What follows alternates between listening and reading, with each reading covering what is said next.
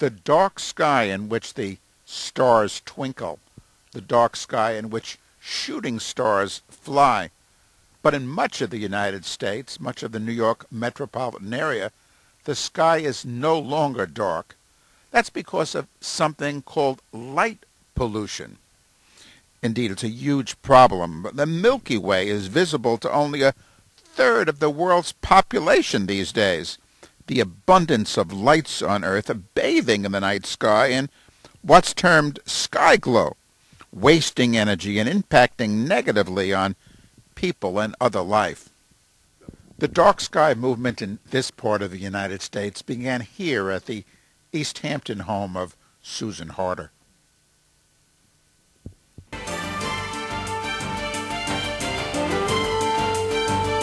Susan, what is the dark sky movement about?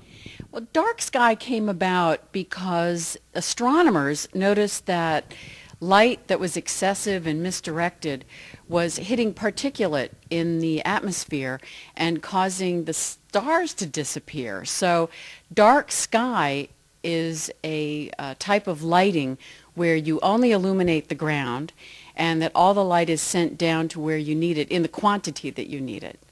How did you get involved in all this? Well, I found out about the Dark Sky, the formal organization, which is located down in Tucson, from my neighbor, Deva Sobel, who's the writer. She wrote Galileo's Daughter, and she's also an astronomer. She told me about it when I was sort of complaining a little bit about my neighbor's lights that were lighting up the inside of my house. So that's how I found out about the International Dark Sky Association, through Deva Sobel. You had a personal problem here with your house and a lack of a dark sky? Well, actually, I had lack of a dark bedroom. My neighbor's lights were, as common, floodlights do. They light up more than just the ground. So I noticed this, obviously, when my bedroom ceiling was all lit up.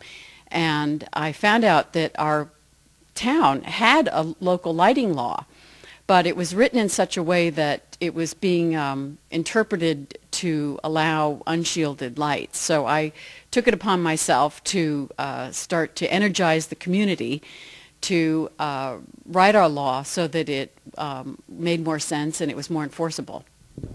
You live here in the town of East Hampton. You complained to the town of East Hampton about the floodlights from a neighbor illuminating your house. What happened? Well, the first thing that happened was I went down to the code enforcement, and the code enforcement officer at the time, who's no longer in this job, told me, well, you should not have built a glass house. So that, of course, did not deter me one bit. Now, this is indeed, I mean, you look around, this is more glass on a house other than the United Nations, which is not a house that I've ever seen. Yeah, the house is glass. But at the same time, it got me to appreciate the stars, and also nocturnal darkness is quite beautiful. And when I'm in my home and it's a bright moonlit night, I mean, it's quite beautiful out in the landscape. So I came to appreciate the darkness, and I came to unappreciate light that was entering my property and my house from my neighbor's floodlights. So it is an issue that I share with many people. Many people are very concerned about outdoor night lighting intruding upon their privacy. So I was able to energize the community to work on this issue. You got East Hampton to pass a law to enforce an existing law on keeping lights from illuminating dark skies. But you've gone on from there. I mean, you have been lobbying for similar ordinances in many towns on Long Island, Brookhaven, Southampton, and so forth. Indeed, these days you're involved in New York City to try to deal with really a city of lights. I mean, the city that never sleeps is bright most of the time. What do you say to the people who, maintain, in New York City, for example, we need those in the lights. We need to see at night. Well, I think we need to see well at night. And in order to see well at night, you put the proper amount of light on the ground. You do not exceed it, because when you have excessive light, it's harder to see because your adaptation is disturbed. You also don't want glare, and glare is the result of an unshielded light fixture. An unshielded light fixture send light up instead of down. So there's many ways to approach this. I'm not advocating that you turn off lights when you don't need them. I'm advocating turning them on when you need them, turn them off when you don't, and to have laws that are written in such a way that they are enforceable. You need to have definitions. You need to have technically accurate terms. You also need to ask that certain laws be practical. And every law that I've ever worked on has had a very practical component to it, so that it's not only easily enforceable, it's also easily complied with. And for example, in Brookhaven, they have, every town has a different way of doing things. They have different code enforcement is under different departments, and sometimes the towns themselves are subject to their own laws, and sometimes they're not. So each town has a different way of writing their legislation so that it can be enforced and complied with. What kind of fortune have you had with working with government? I mean, what has been done? Maybe you can just enumerate the changes in various areas of Long Island and the New York metropolitan area in general as you've become really a full-time activist on this issue. Well, I found a couple of things to be true. Number one, it cuts across all socioeconomic and party lines. Republicans are just as helpful on this issue as the Democrats. In fact, in the New York State legislation, we have a Democrat as the Assembly sponsor and a Republican as the Senate sponsor. So this is not an issue that polarizes anyone. In fact, it galvanizes people. You have fishermen who are disturbed by glare, and it interferes with their navigational markers. You have upscale estate owners who don't want to, see all their neighbors' trees all lit up at night, and so it really is. It crosses across everybody, and I think that on the county level we had a law passed so that all county buildings. Jay Schneiderman worked on this law. This is Suffolk County, New York. Suffolk County, New York, and then. Once that law was passed, now Nassau County got in touch with me, and they're also going to be passing their own law. Up in Lloyd Harbor, which is mostly it's a residential area, they are working on a law right now. They don't even want their trees to be lit, so they actually have a law where they're not allowing trees to be lit. They recognize that the trees are, their growth habitat is altered, and also, think about it, birds live in trees. And creatures need to sleep at night, so each community is going to have different laws that they're working on. New York City wants to have laws so that lights will be turned off inside the buildings. They need to have laws so that the interior lights are turned off. That's an energy savings component. They also need better street lights in New York City so that the streets will be better lit with less energy. And up in Southold, they have a lot of laws that are already existing in towns, but they're not consolidated in one place, and they're also not technically accurate. So there are terms which mean things to electricians are used to following building codes. They understand codes, and so they need to have the laws written so that it just doesn't say something like light should be directed downward. That's not technically accurate. It needs to say that the light fixtures shall be designed and installed so that 100% of the light emitted is directed below the horizontal. And that is a technically accurate term to assure that you're using light properly. Now, beyond the big issue of energy efficiency, saving money, the whole aesthetics, the astronomical issue, the rather, I don't know, it's a kind of a profound thing, being able to see the stars and see the night sky. You also cite health reasons for doing this. Well, I mean, we know that our sleep is disturbed if we have lights on in our bedrooms, but they're discovering only in the last 2 or 3 years about a dramatic impact of light at night which affects humans because melatonin is a tumor suppressant. And when you have light in your bedroom at night, you are not secreting melatonin. And they've shown a direct connection between increase in breast cancer and light at night. So it's very much a health issue to have lights intruding upon your bedroom at night for many different reasons. And this is something that's that they've also done a study where they've been able to connect ambient light in cities to higher incidence of breast cancer. This was a study that they did in Israel.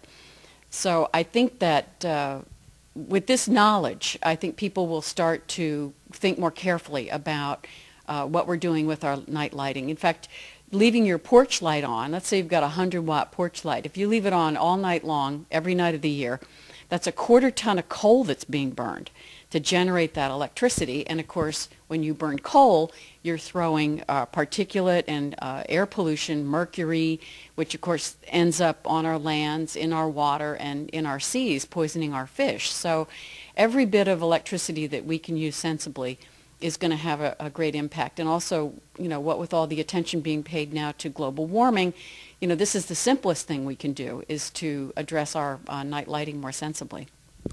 Now, the organization you mentioned in Tucson, that's the International Dark Sky Association. You're involved regionally in a component of that? Actually, I'm the chairman of the New York State chapter of the International Dark Sky Association. And I attend their conferences down in Tucson, and I've spoken. Also, I brought a representative from the Long Island Power Authority with me 2 years ago to the national meeting, and he spoke about the dark sky initiatives that LIPA has taken over the years.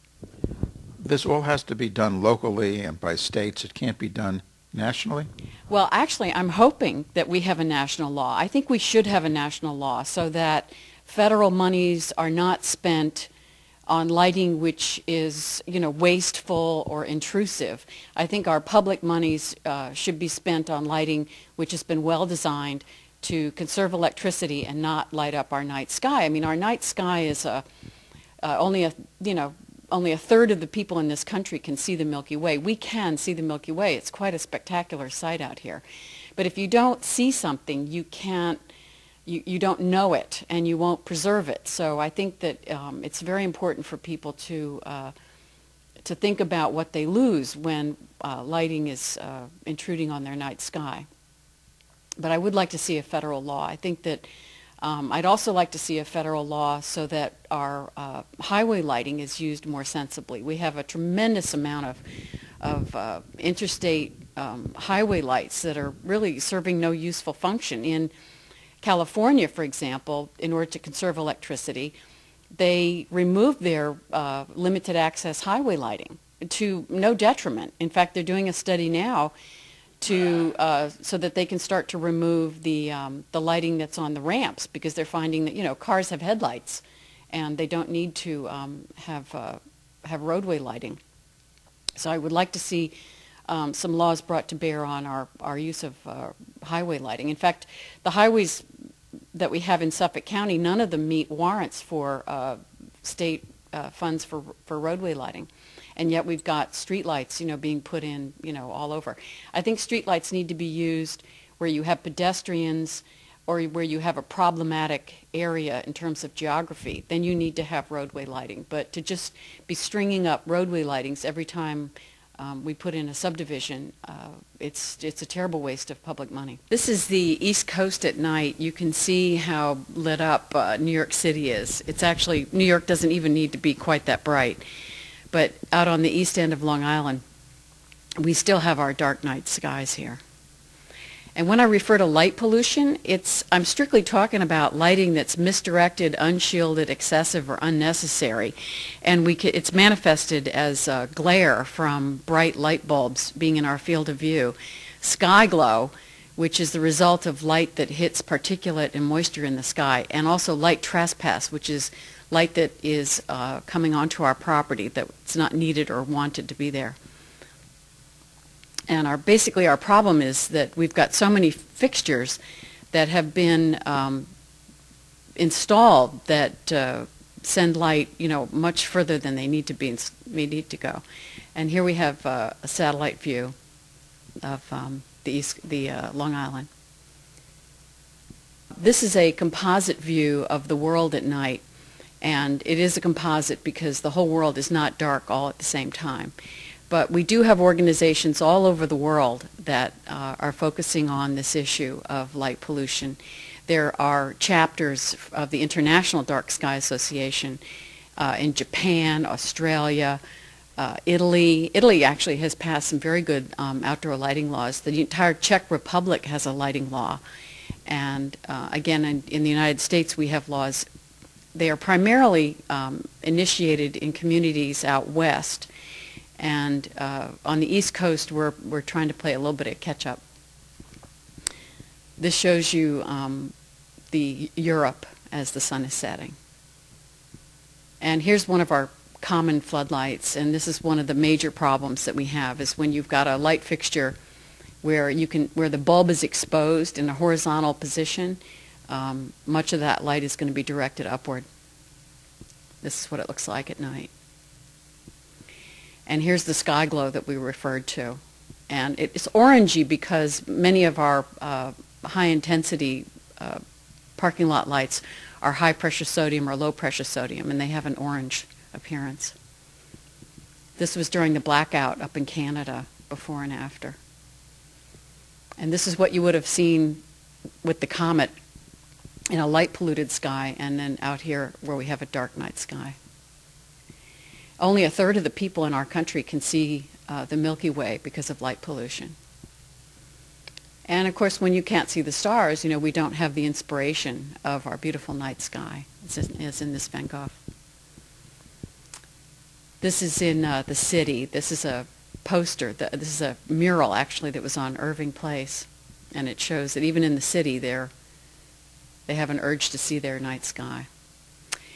The whole point about light pollution is that it's an issue that can be reversed without sacrificing safety or security, and it is cost effective, and it is something that we can deal with in our own lifetimes.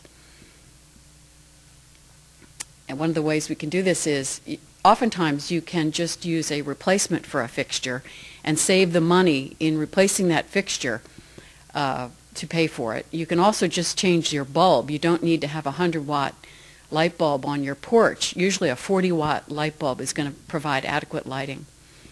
And of course the re-aiming of floodlights can help a great deal. Lots of times, electricians will stick in lights and they'll just leave and not have adjusted them to be aimed downward. Also, there's lots of switching now, motion sensors that can be added that pay for themselves. And also we've got a great many, unnecessary and redundant lights. This is a type of street light that is being used all around the country. Out west, they almost exclusively use what they call a fully shielded street light, where it doesn't have that drop lens that spreads the light up and outward. This is what it looks like. We have these unshielded light fixtures on the Long Island Expressway.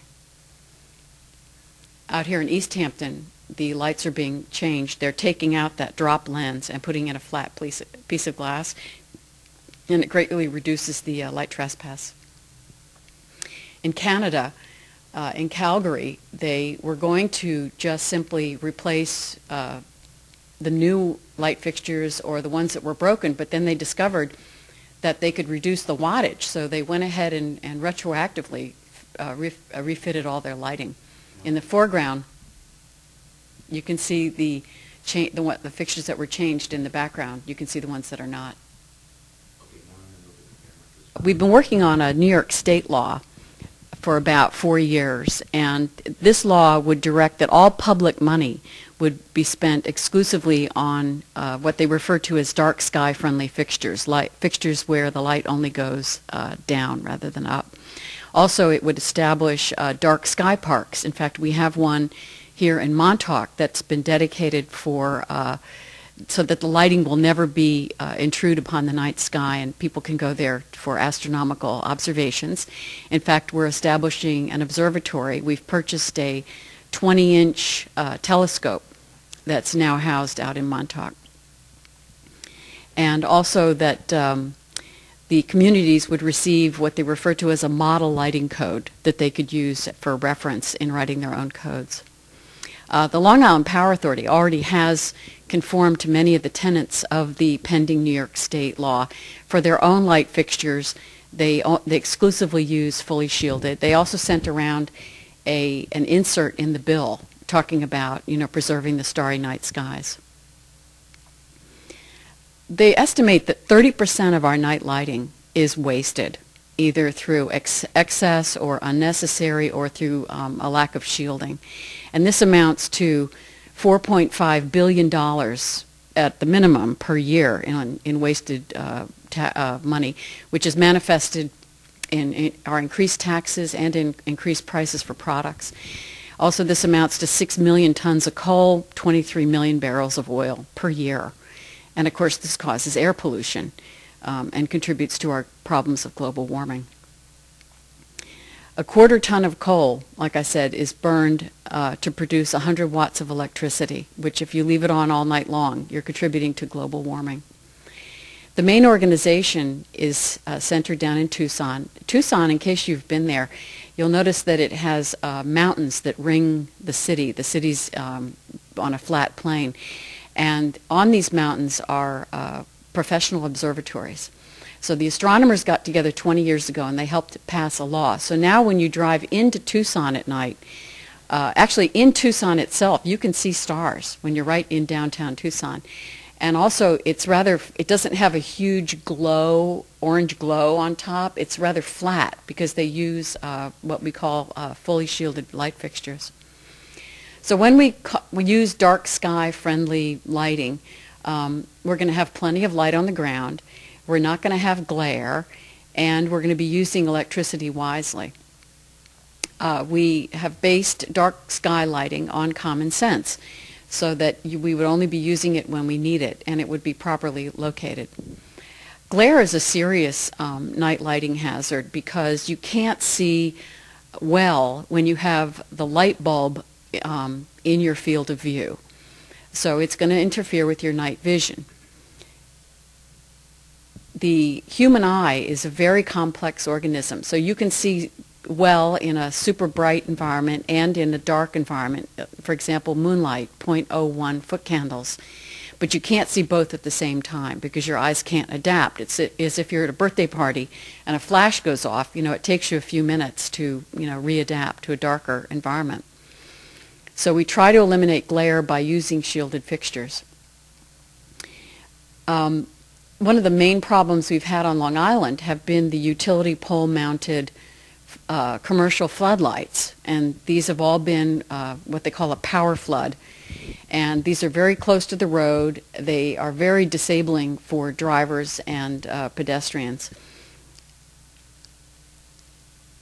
We also have a distracting glare situation. If you're driving down the road and there's a bright light bulb in your field of view, your eye is going to autonomically go in that direction so that you won't be looking forward for, if you're going 45 miles an hour, in 5 seconds you've gone 300 feet without looking where you're going.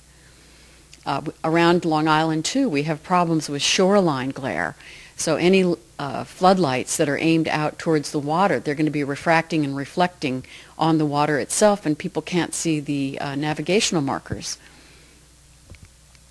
Another problem we have on Long Island are many gas stations are grossly overlit. The gas stations generally will light them unless they follow regulations in local codes. They'll light them to 50 to 100 foot candles when 5 foot candles is all that they need to see well. So in our lighting laws that are being passed on Long Island, we're restricting light to that which is necessary to see well. And when you have a flush mounted light, you don't have as much glare, or light trespass.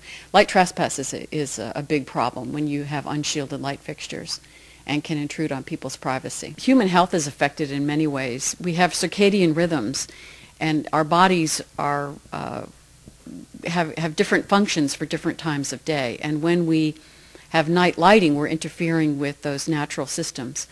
Our melatonin is suppressed, our sleep is disturbed. They're also suspecting a rise in childhood leukemia associated with lighting at night. And I don't think we can underestimate the loss we feel when we do not have that connection to nature, the natural nocturnal environment, and the night sky. Melatonin is being studied as a way to prevent and treat breast cancer and other cancers as well. And a number of ecological studies have been done about the effects of night lighting on flora and fauna.